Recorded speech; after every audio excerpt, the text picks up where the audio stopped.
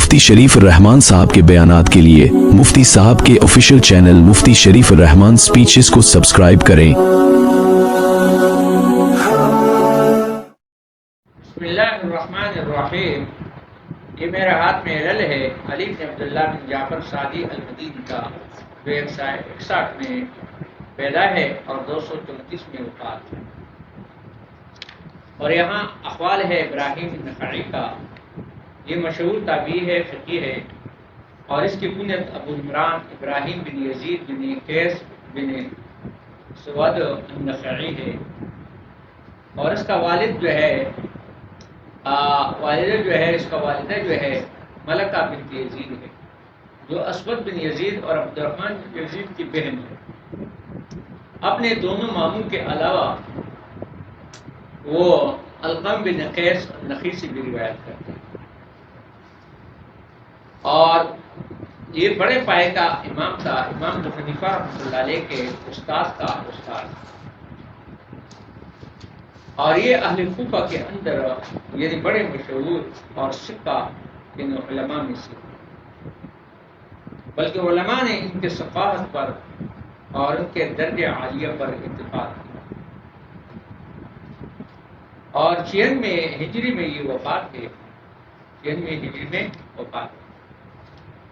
تو یہ کہتے ہیں قال علی بن مدینی فرماتے ہیں ابراہیم نخعی لم یلقى احد من اصحاب النبی صلی اللہ علیہ وسلم۔ اب علت ہی بتا رہے ہیں کہ اس کا ملاقات جو ہے کسی بھی صحابی کے ساتھ نہیں ہوئی۔ قیل تو کہا گیا عائشہ کے ساتھ، قال هذا لم يكن، یہ روایت نہیں کرتا ہے، یعنی مطلب اس سے سوائے سعید بن ابی عروبہ، اور وہ جب روایت ہے ابن معاشر سے، وہ ابراہیم سے، لیکن وہ ضرور ہے۔ مطلب اگر اس قسم کی روایت آ جائے تو آپ کو علت سے معلوم ہو گیا، شروع سے تو روایت کرتا نہیں ہے۔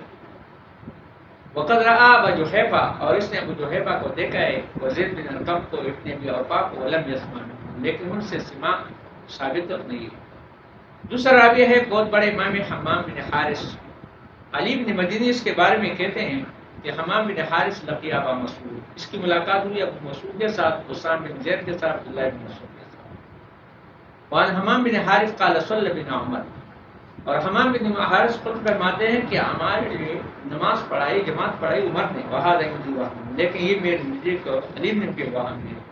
قال عبد الرحمن عن سفیان الامش عن ابراہیم بن حمام عن عمر رضی اللہ عنہ صلی مکہ تھا، کہ اس نے یہ نماز پڑھائی مکہ کے، ولیس حدیث یحییٰ بن آدم ابن بشیر، میری جس کا بھی نہیں ہے یہ مطلب ہے۔ ولقیا عدی بن حاتم، ہاں اس کی ملاقات عدی بن حاتم کے ساتھ بھی ہے، ورواہ روایت کرتے ہیں ابو درداء سے، ولا کرو لقاء منکر، لیکن اس کا لقاء ہمارے لیے منکر نہیں ہے۔ قد لقیہ، ملاقات تو کی ہے، لیکن ولم یقل سمیعت کا لفظ نہیں کہا ہے۔ اب آخری کتاب قواعد الفقہیہ،